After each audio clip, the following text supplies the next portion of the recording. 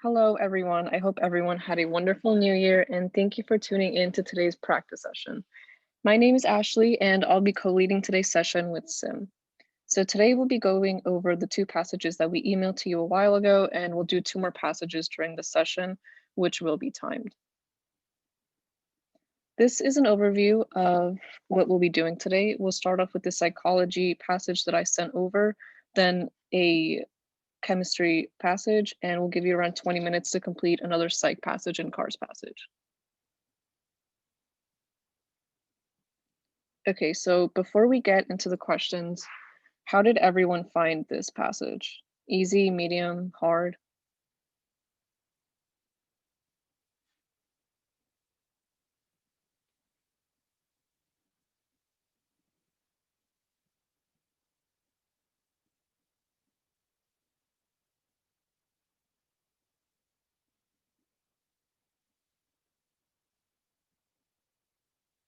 All right.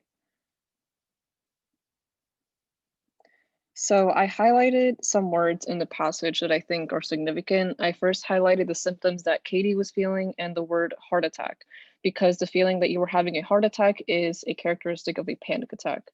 I next highlighted the words panic attack because the passage is telling us for sure that this is what Katie is experiencing. And I finally highlighted the words restore her heart rate because that is the purpose of the monitor that Katie is given and is a form of treatment for panic attacks.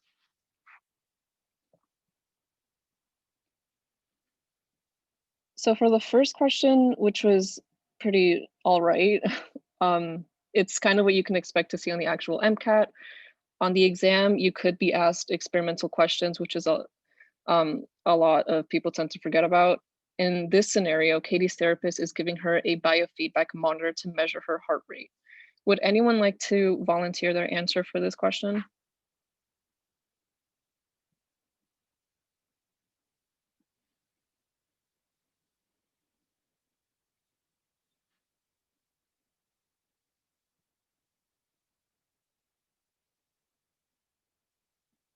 Okay.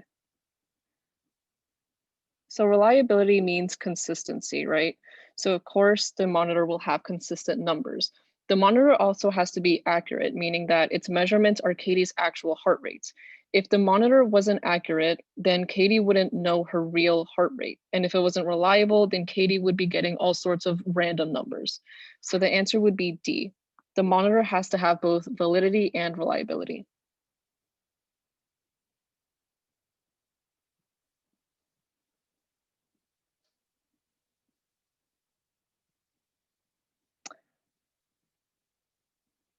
Oh, guys, I am so sorry about that. All right. Give me like 1 minute to fix this. Do you want me to go ahead in the meantime? Yes, please. Okay, no worries.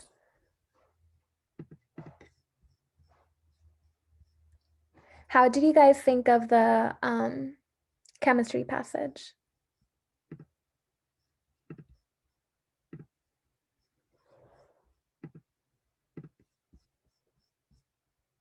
Okay, cool, yeah. Okay, so for number one, what did you guys get?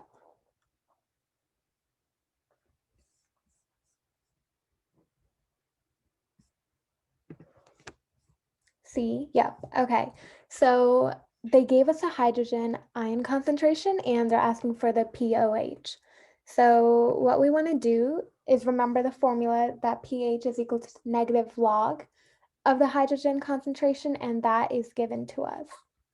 And once we plug that in, what I did was kind of split this into two, because when you multiply logs, it means you add them. So this would just be -5, or this would be -5, and then the -5 would turn into positive. So, and then finding the negative log of 3.72, I kind of guesstimated. So this is between 0 and this between 1 and 10. So sorry, this should be a 1. So the log of 1 should be around 0, and the log of 10 is 1. And so that number is going to be between 0 and -1. And then you add +5 to it, and it's going to be around 4. So that is the pH, and then the pOH would be 14 minus 4, which is around 10. And that's why C is the best answer. Does everyone get that, or is anyone lost on how we did this step? Where do we get the 5? Okay, so when you do logs, this is like log 10 times 10 to the power -5. So the 10s cancel off, so you're left with -5. And the negative in front of this would negate this -5. So negative times -5 would just become positive. Okay, great. And I just guesstimated this to get a number between 0 and -1. Is it okay to ignore the number in front of the log? No, I did account for it. You should account for that. Just approximate exponent. Are you talking about this number here? Let me know which number.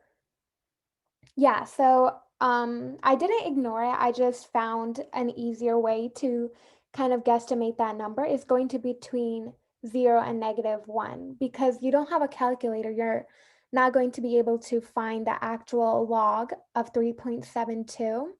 So I guesstimated that since 3 is between 0 and 10, sorry, 1 and 10, um,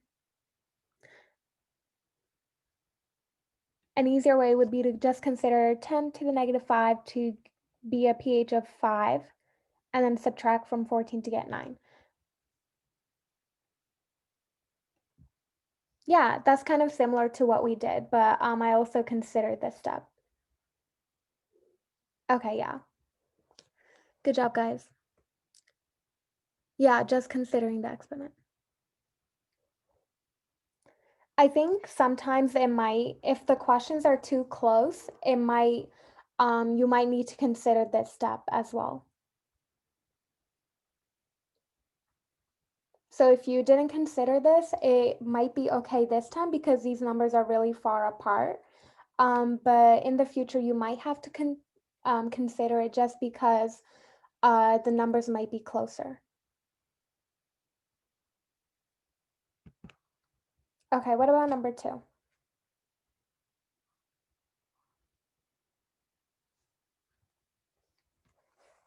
Yep, so H2S has this hybridization with 2 lone pair electrons and 2 bonds, and that gives us a total of 4. And in the molecular geometry, that is tetrahedral and sp3. So this is definitely something you want to memorize and have down. Does anyone have any questions for this?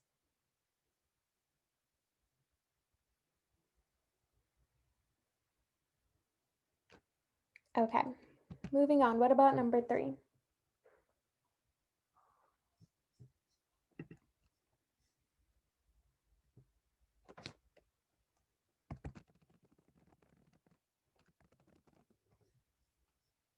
Yep, so malate was the largest molecule, and looking at all of the other molecular formulas in the figure that they gave you, you saw that malate had the largest molecular formula and the highest molecular weight, and that would lead it to have a higher boiling point.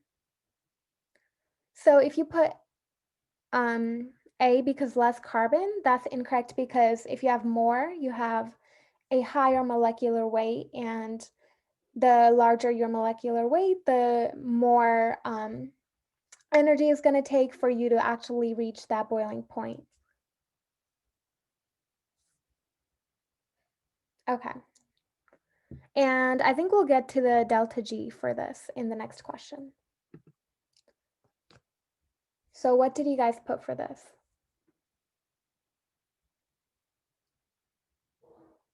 Oh, we have another question. Is it okay to say the more complex the molecule, the higher the boiling point? It really depends because you have to consider the intermolecular forces. And just because something is bigger doesn't always mean that is going to have a higher boiling point, but in this case, all the molecules were hydrocarbons. So yes, in terms of hydrocarbons, the longer the chain, the higher the boiling point. But if one of them had a different functional group, like carboxylic acid or something more complex, that would have, yeah, like hydrogen bonding usually have higher boiling points, stuff like that. So you want to consider the functional groups, the intermolecular forces in terms of higher boiling point. Okay, number 4. So for this, you want to remember the formula, delta H, delta G is equal to delta H minus T times delta S. So that is the formula you definitely need to have down. And enthalpy is delta H that they gave us. They give us the temperature, and they're trying to ask us for the entropy, which is delta S. So we need to rearrange this formula to solve for delta S. And then we do that by subtracting delta H and then dividing by that negative temperature. And then by doing that, you plug in all these values. We got this negative 744 from that table that they give us. So you would go down to the 3-phosphoglycerate and find the delta G for that. And that was given as negative 744. And then we would subtract this and divide by the temperature, which I rounded off to 300. And that gives us around 2/3. I just wrote around like 700 minus 500. And you get around like 2/3. And remember, this is in kilojoules, and these answers are in joules. So you need to multiply by 1,000 to get the correct answer, which is C. Does everyone understand this?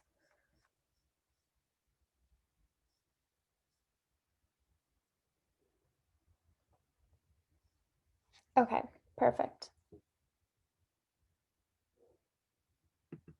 Okay, last question. What did you guys put for this?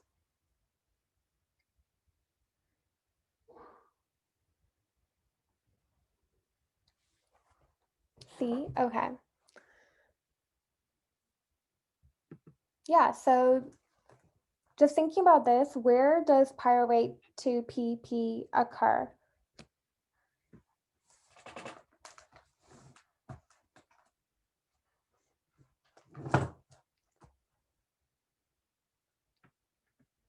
So this occurs from gluconeogenesis, where we convert pyruvate to phosphophenylpyruvate. And you can see in figure 1 that a carbon is being added. So number 1 is correct. And then going in order, number 2 is incorrect because this step is involved after the conversion of pyruvate to phosphophenylpyruvate. And then number 3, a molecule of NADH is consumed in this step, so that is incorrect. And 4, we also produce GDP instead of GTP. So this is definitely just knowing a lot of your flow chart in the gluconeogenesis, and that's definitely something you want to have down along with glycolysis and the citric acid cycle, Krebs cycle, electron transport chain, stuff like that. Stuff you definitely want to know those. Is there any question on this? You don't use a flowchart. You do, because from the flowchart in figure 1, you can see that a carbon is being added. So pyruvate carboxylase adds a carbon atom. And the rest you can, the rest was not mentioned in the paragraph really. So you have to use your outside knowledge of understanding that this conversion occurs in gluconeogenesis and that because the passage mostly talked about the prokaryotes and this is asking about eukaryotes. So you really want to think back to gluconeogenesis here.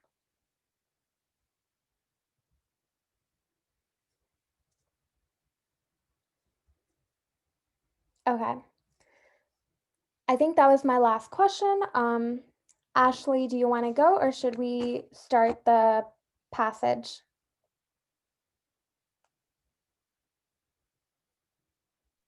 Yeah, I'll share my screen in a second. Okay, no worries. Let me know if you guys have any questions on this passage or wanted to go over anything while Ashley is getting set up.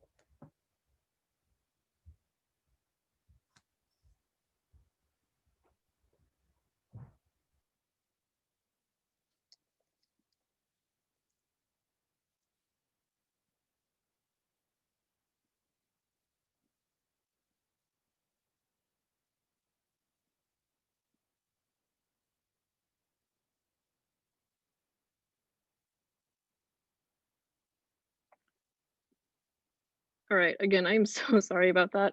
So the first question, what does atonia refer to? Does anyone want to volunteer for this question?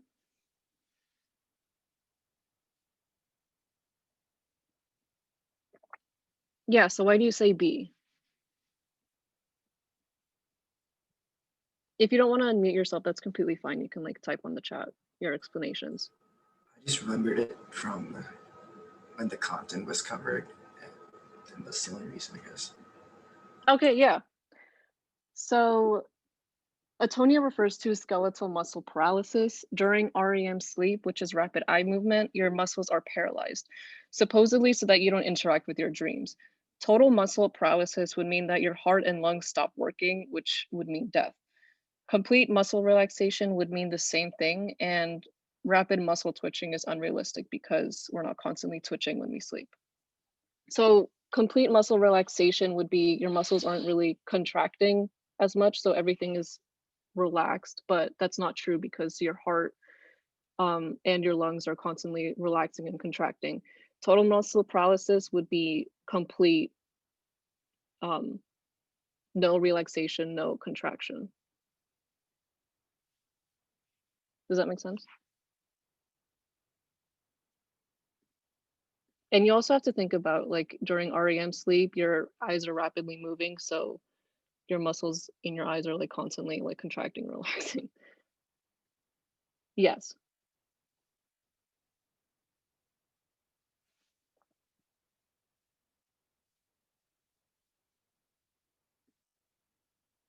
Okay. So for the second question, uh,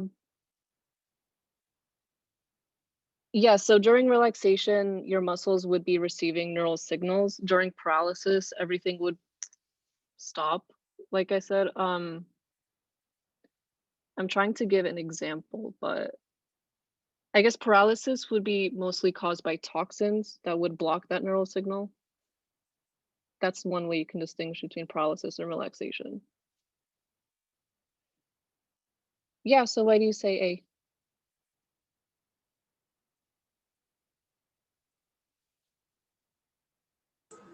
Uh, like I'll see, like looking at the graph itself, there's like certain spikes. I think it's called like K complex. I'm not really sure, but I just remember that N2 has like frequent spikes since like we pretty much spend most of our sleep in N2. Yeah, so sleep spindles and K complexes belong to stage 2 of sleep, where theta waves will predominate, but there will be little like bursts of waves called spindles. So you could see like this high frequency burst of waves, and you will also get K complexes. So those are the two characteristics that define stage 2 of sleep. Did anyone have any questions about this question?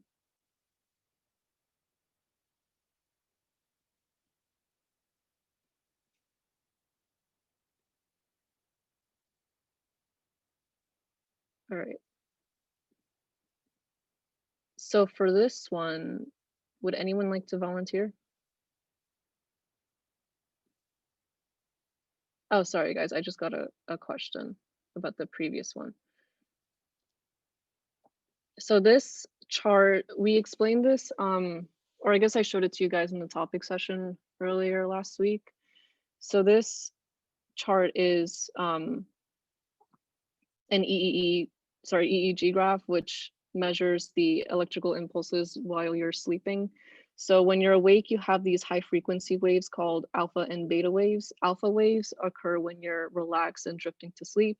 Beta waves are when you're more awake and vigilant. So that's why it's like really high frequency. Stage 1 of sleep. Okay, so I'll stop right there because I don't want to go too much into detail about these stages and their wave characteristics because I did spend a lot of time on that during the topic session. And for the sake of time and going over all 4 passages, I do want to move on to the next question. But for the MCAT, you do need to know all 4 stages of sleep, including REM and awake. You also have to know each of the waves and their characteristics, and what physiological changes occur when you're sleeping. If you want, after the session, I can go over this chart just so that we can finish these passages. Right, so for the next question, would anyone like to volunteer their explanation?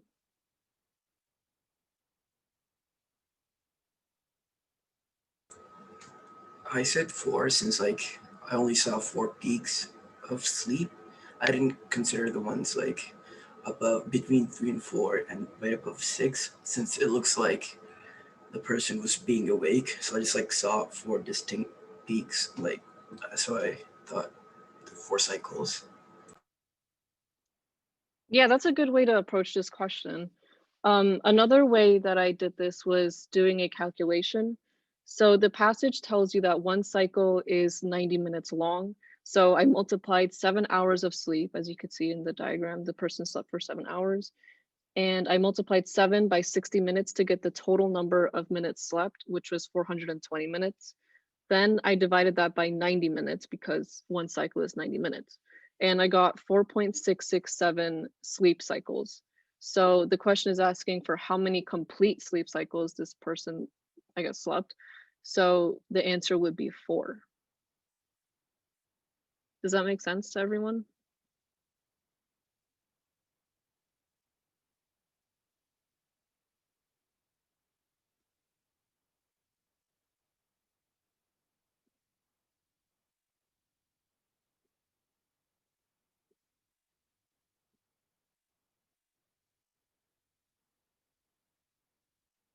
So the last 2 of what are you referring to?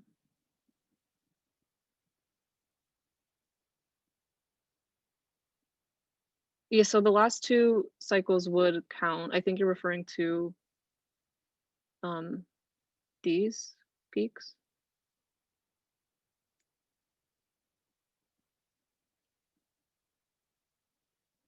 Yeah, so if you,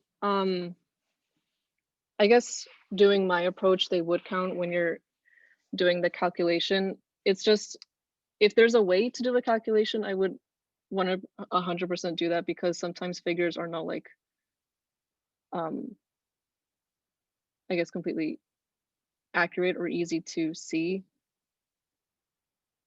Oh, D stage. Yeah, so they would count. One sleep cycle would be from A to D.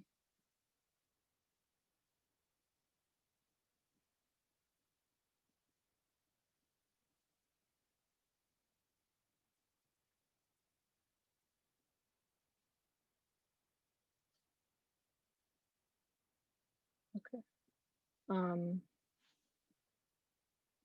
So would anyone like to volunteer for this question?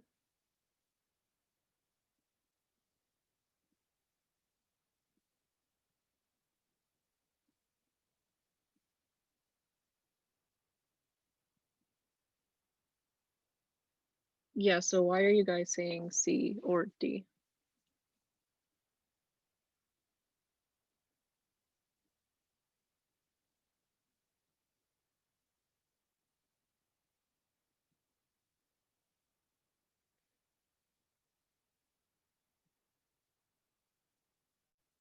Right, so starting off with the definition of somnambulism, it means sleepwalking, which is a type of parasomnia. Parasomnias are abnormal behaviors observed during sleep, so like night terrors, sleepwalking, or sleep talking. Somnambulism occurs during stage 3 of sleep, which is deep sleep, and they're distinct from nightmares, which occur during REM sleep. So looking at the graph, sorry, figure 1, stage 3 would be C.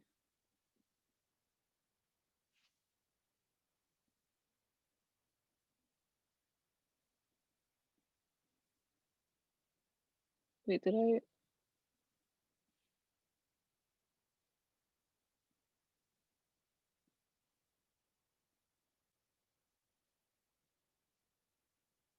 Okay, does anyone have?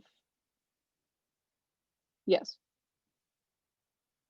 So should I begin with the definition of somnambulism? So somnambulism is a type of parasomnia, which are abnormal behaviors observed during sleep. So like sleepwalking is abnormal. Okay, so I got to see. So parasomnias occur during stage 3 of sleep. It could also be found in the passage, but somnambulism occurs during stage 3, which is deep sleep.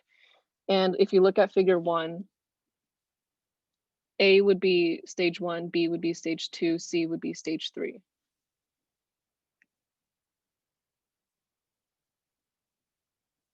Does that make sense?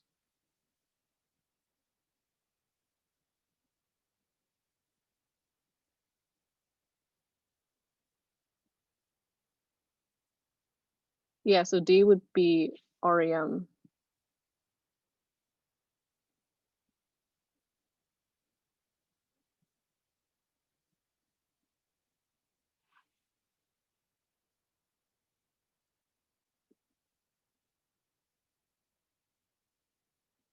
So for the last question, or no, second to last question, would anyone like to volunteer?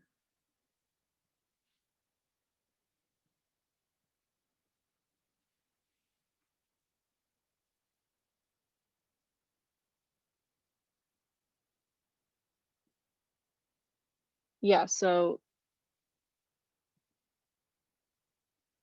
REM sleep would be, let me see if I can get back to that graph. So REM sleep can be defined as those sawtooth waves of medium to high frequency. Delta waves are seen in stage 3 and 4, which are like these very long waves, as you can see here. REM sleep is known to resemble beta waves, which they dominate when you're awake. So you could see these high frequency waves. So REM would be C, high frequency of sawtooth waves. The reason why it's not A, yeah, so A, full of sleep spindles and K complexes, like I said, these predominate during stage 2 of sleep. B, alpha waves are seen in relaxed wakefulness. This is wrong. It would be beta waves as seen in vigilance. And D, very low frequency delta waves would occur in stage 3 and 4. Does that make sense to everyone?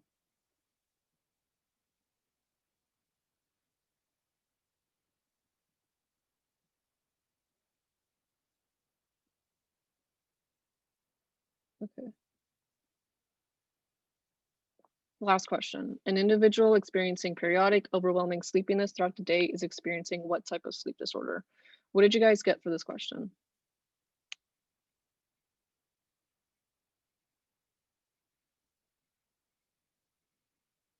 Yeah, so this question was pretty straightforward. You just had to know what this disorder was and what type of parasomnia or dysomnia belongs to. So overwhelming sleepiness throughout the day is narcolepsy.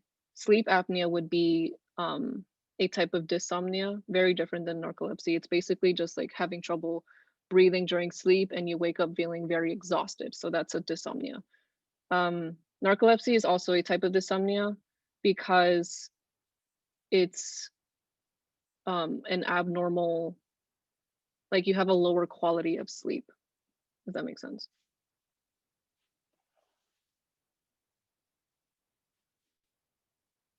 So dysomnias are irregularities in the quality, timing, and amount of sleep. Parasomnia is abnormal behaviors, so sleepwalking. You can also think about it like insomnia also belongs to dysomnias, because insomnia, like you can't really sleep, you have very little sleep, and that's what kind of characterizes insomnia, is like irregularities in the quality, quantity, and timing of sleep.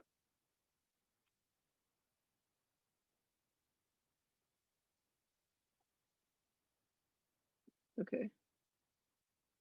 So we'll give you about 20 minutes to do the next two passages. One is on psychology, the other one is cars. I will send you the link to this passage in a second.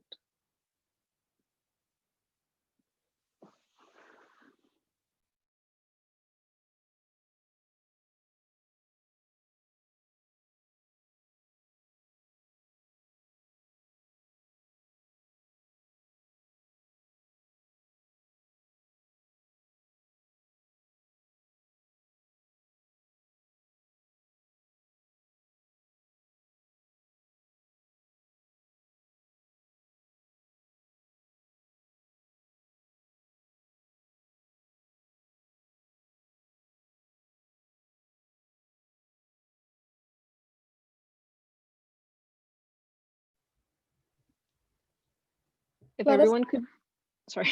know you're good. So if everyone could please start with the psych passage and then do the cars, or whichever. But we'll start the timer for 20 minutes.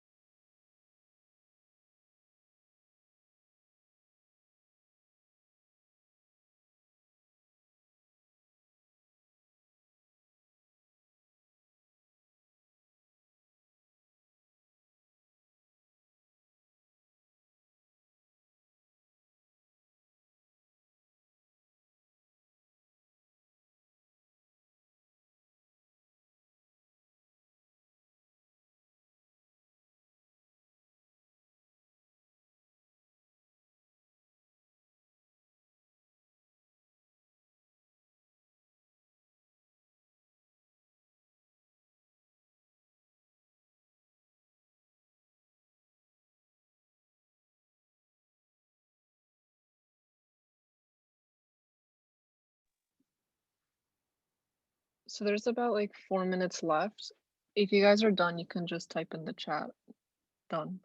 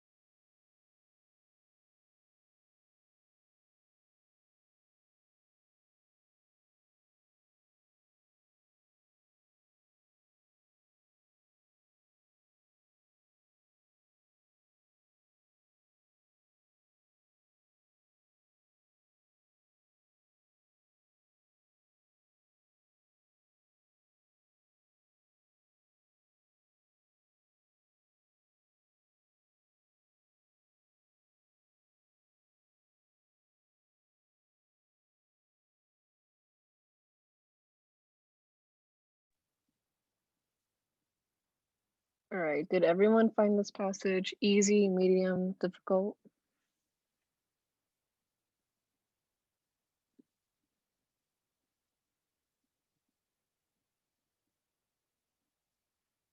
Yeah, there are lots of terms. Okay. So again, I'll show you my highlights. I highlighted characterized by because the passage is telling you what AN is. In the next paragraph, I highlighted sociocultural phenomenon because this is one theory that explains AN, and interpersonal personality traits or family dynamics, which is another theory behind AN. And I finally highlighted best treatment practices because this is the goal of the study. So like most sociology questions on the MCAT, you have to know lots of definitions. So let's start with A. The reality principle is what controls the id's pleasure seeking tendency. In other words, it's the ego's way of controlling the id by using logical thinking. This doesn't really have much to do with the question because it doesn't explain why the AN sufferers have inconsistent behavior. The self-actualizing tendency is your innate drive towards your full potential. Again, it doesn't explain this inconsistent behavior. Vicarious learning is a type of learning that involves a person learning by observing another person. Again, not related to the question at all. The principle of aggregation states that an attitude can be shaped by looking at patterns of behavior, but we can't always take into account specific behaviors. So instead, we'll look at the aggregate or average behavior instead of individual acts. So in the case of the AN sufferers, they have this specific rigid attitude about food, but their behavior isn't always consistent. But for the most part, their behavior involves withdrawing from food with the occasional binging. Does that make sense?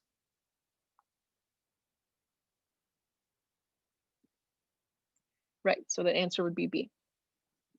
For the next question, would anyone like to volunteer?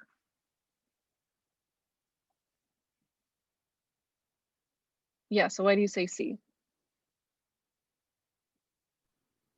I saw like positive reinforcement as weight loss and the punishment as stomach pain. I couldn't find extinction, so I chose both 1 and 3. Okay, yeah, you're correct. So Heather is suffering from AN. Her weight loss would be considered a positive reinforcement, which is why she continues withdrawing from food. So 1 is correct, and we can eliminate B. Extinction refers to the significant reduction in responses or behavior due to the absence of a reward. So for example, if you give your dog a treat every time it sits, but suddenly you stop doing so for a while, then the dog won't sit anymore and it'll forget the sit command. So this isn't really like relevant to the question, so D can be eliminated. Punishment refers to a negative or painful consequence. Heather's stomach pain would be considered a punishment, so C is our answer.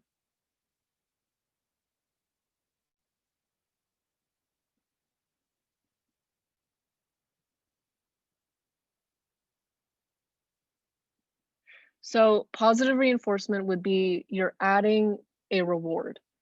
So weight loss would be that reward. The punishment would be the stomach pain.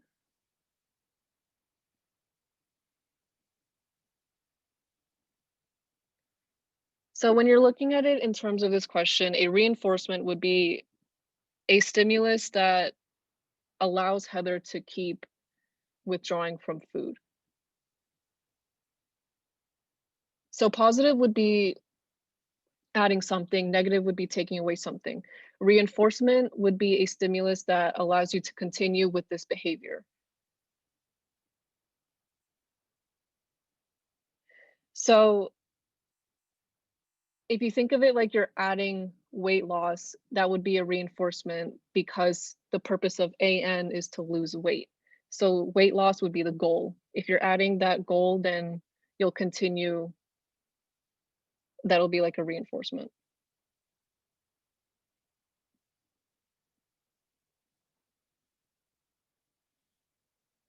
Yes. So you can think of weight loss as like the ideal body image in Heather's case. So you're adding that. That's something positive, like good.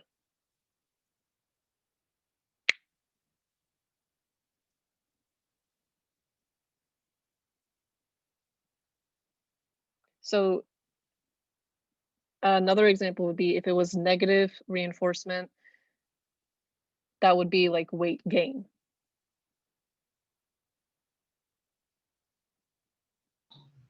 Hi. So the gaining or losing the weight, the subject would be the talking about the weight loss. So the weight loss would not be defined as negative reinforcement because the subject is not about weight. So, okay, let me try to figure out a different way to explain this. So Heather is diagnosed with anorexia nervosa. The passage says that the thought process behind anorexia nervosa is to do whatever you can to lose weight. So Heather will withdraw from food. So her physical symptoms of doing this are weight loss and severe stomach pain. Weight loss is what she wants. That would be a good thing. Severe stomach pain is a bad thing. So that would be her punishment of doing this. You have to think of it in terms of Heather. So not in terms of what you think is good or what you think is bad. I understand now. Thank you. Yeah, and I sorry, I like blanked out for a second. I said that another example would be weight gain is a negative reinforcement. That's, forget about that. That would be a punishment.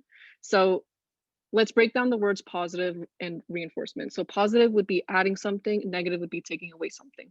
Reinforcement would be something good, punishment would be something bad. Does that make more sense? Okay.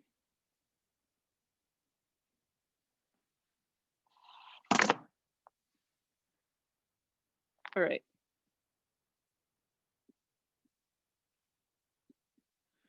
So for this question,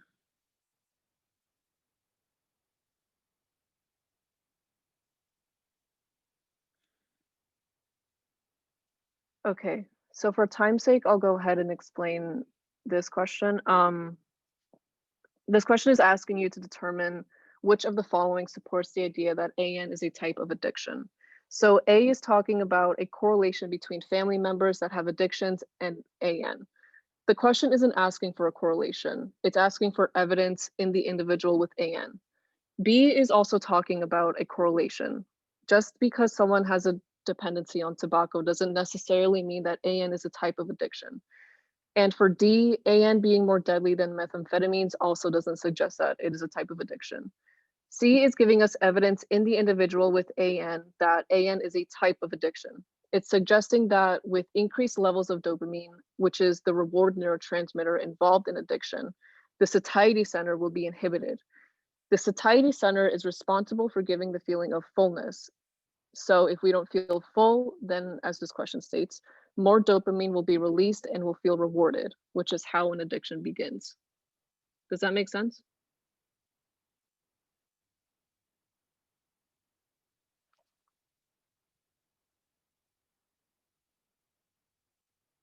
Okay.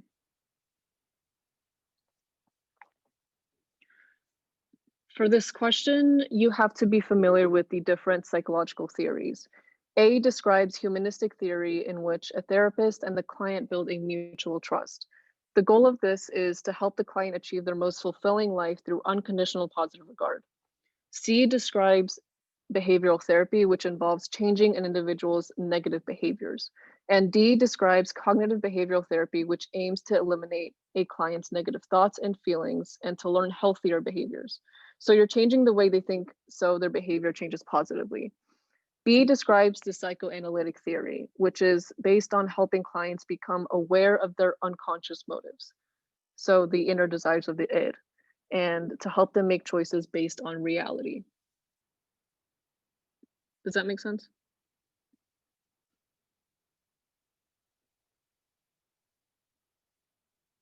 Okay.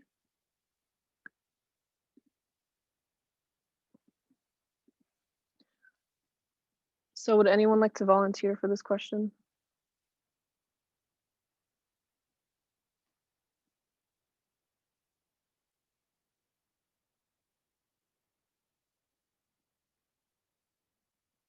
All right, why do you guys say A?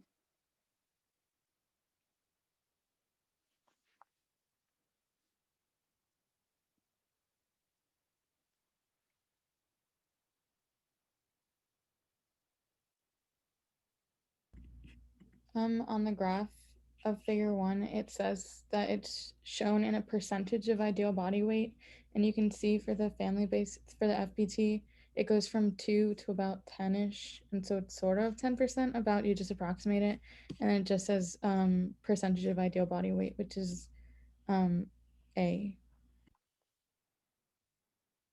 Yes, that was great. So when we're looking at the graph, the y-axis represents change in body weight shown as a percentage, not pounds. So automatically B and D can be eliminated.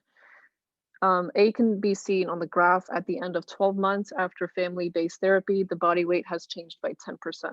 And C is incorrect because the graph doesn't show a doubling of body weight. So if no one has any questions about question 5, we can move on to number 6. Would anyone like to volunteer their answer for this question? Right, so why do you say A?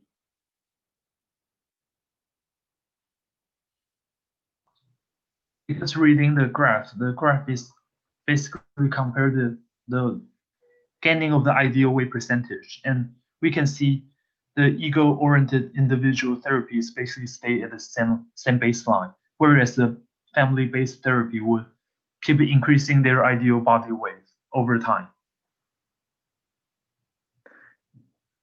Yeah, so figure 1 shows that family-based therapy is more effective. It doesn't imply that it's effective because it reduces the negative thought processes associated with AN. So choice A isn't entirely correct. Also, there isn't much evidence for D. Poor parenting doesn't necessarily mean that it caused AN.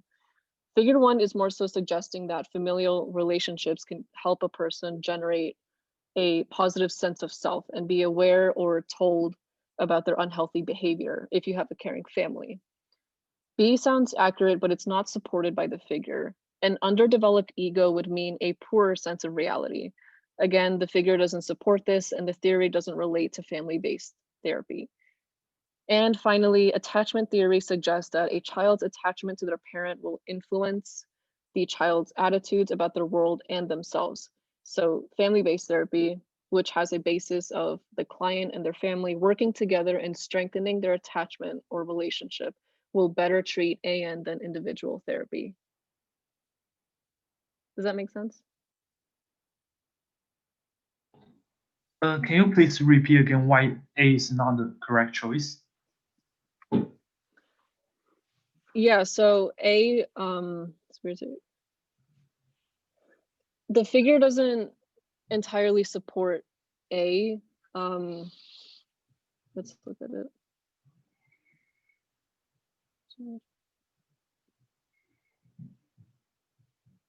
So yeah, so my Philly, sorry if I just mispronounced your name, but she does give a better explanation in the chat.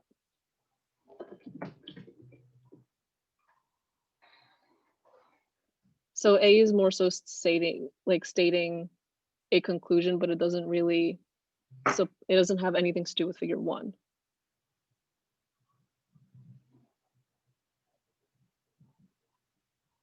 All right, and with that, we can move on to the cars passage.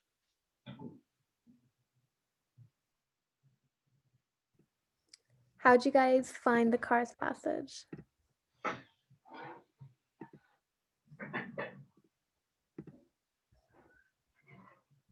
Medium, okay. So this is kind of what I highlighted. Just like the gist of the passage, that there was a lot of communication gap between the journalists and scientists. The messages, even if they communicated, they were misinterpreted. That could lead to inferences that were dire and had long-lasting impacts, and they need to do a better job of communicating. And the author gives some examples of how to do that the press office can be a resource, journalists into laboratories is a resource, and concludes by stating that communicating is risky, but by not communicating, that's even more riskier. Okay, moving on to question 1. What did you guys put?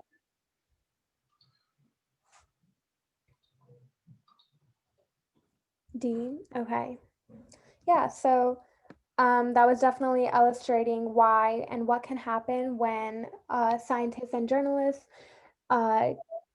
don't really communicate that well. So that led to that inference that was really long lasting. So that's why he mentioned that in there. What about 2?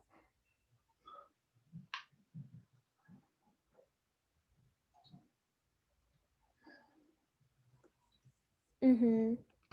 Okay, yeah. So he was mentioning that that if scientists and journalists don't address the communication, then the public won't be even able to understand the research, and that's why communicating is really important. Does anyone have any questions on the other choices?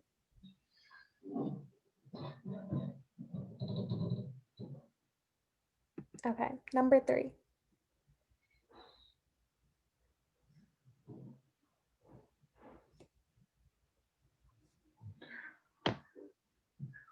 Yeah, so the relationship was described as kind of complicated, like they're trying to communicate, but there are some problems. So that kind of explains that well with D, where the soldiers are trying to discuss plans, but the radios are kind of malfunctioning. So that really explains the relationship well between the scientist and the journalist. Okay, number 4.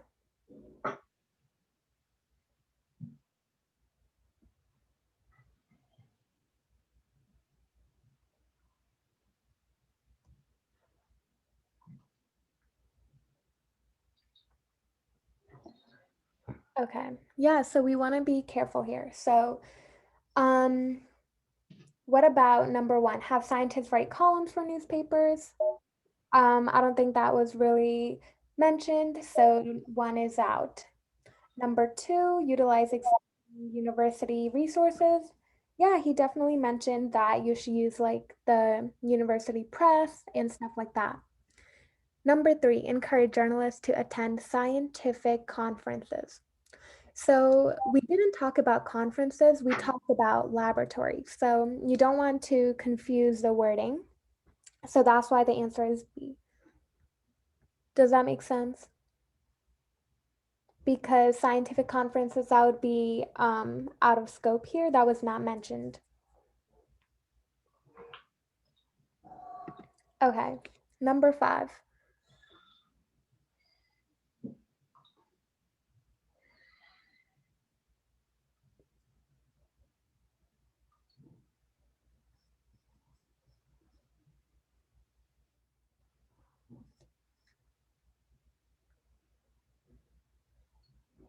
Okay, so going back to that passage, they mentioned that if communication is not done, it could even, here, we can go back to the passage where it says this. Okay, knowledge will remain locked, misunderstood, unused, or even worse, misused. So he's kind of hinting that if we give up, then the relationship could lead to information being used incorrectly or not being used at all. So the best answer here would be B, because that shows how scientific advances could be misused. So if they're peaceful, but they're using as weapons, that shows how they would be misused. Does that make sense? I had a question on this one. Yeah. I put D because I thought I read the sentence where it said, when this happens, those work of scientists becomes more of an interesting hobby than a critical endeavor of fundamental value. So would that kind of be like less people pursuing science as a profession and more as a hobby? Yeah, I understand what you're trying to say. I think more of that question comes from this sentence where that knowledge, if scientists and journalists don't try harder, then this will happen. Knowledge will remain locked, misunderstood, unused, or even worse, misused. And then the next sentence talks about when that happens, then this will happen, that the scientists will become more of a hobby. So I think that later would be more of an indirect effect of this previous information. So the better answer choice here would be the knowledge that would be misunderstood, unused, or misused. And then the author goes ahead and said that when this happens, then the work of scientists becomes more of an interesting hobby. So I think for this question, that the effect of giving up on the scientist-journalist relationship, that B would be the better answer choice than D. Okay, that makes sense. Thank you. Okay, does that make sense for everyone? Brian, did that answer your question? Can you please repeat again? How come it's not? I still don't understand. Okay, sure. So the question is asking about scientists and journalists if their relationship is not fixed. What is going to happen? What would be an example of that? So in this sentence is where it clearly states that if scientists and journalists don't try harder, then what is going to happen? That knowledge will remain locked in laboratories, misunderstood, unused, or even worse, misused. So the author here directly states that if the scientists don't try harder, then this will happen. Whereas the answer choice D is an indirect effect of once that knowledge is being misused or unused, then scientists become more of an hobby. When I sometimes I kind of confused when when I was unsure between two of the answer. And if two of the answer are both being talking about in the passage, how do you know which one is the more important one in determining the answer? Right. So here it directly mentioned that in the passage that this would happen, whereas in the answer choice C, it's not really explained that well. Let me know if that kind of helps. So you want to use the answer choice that is directly stated by the author. So D would be more of an inference, and B definitely shows peaceful scientific advances that would be weaponized. That shows how what the risk is if scientists and journalists don't get better at communicating. So here, this is not really mentioned. So fewer people will pursue science as a profession. That's kind of implied, but it's not like really stating in the passage that that will happen. So just because it's becoming more of an hobby, it doesn't really imply that fewer people will go into that profession. I understand now. Thank you. Okay. And is that the same reason why A is also not correct? Because that's also an inference of what would happen. Yeah, so how science can help humans will not be able to keep the climate from changing. Yeah, that's not really the best choice here because the scientist-journalist relationship would definitely be harmed by the knowledge that's not going out and not being used and either misused. So you really want to stick to that wording that the author chose in that direct sentence. Okay, thank you. Okay, well, that is all we have for today. And if you enjoy this session, please help us out. We have a new thing called Buy a Coffee for our MCAT 101 tutors. So we're all volunteers. And if you'd like to help us out, we'll send you the link for that. And yeah, and we'd really appreciate if you could fill out the post survey and give a testimony of how these sessions have been helping you. That would really help us out.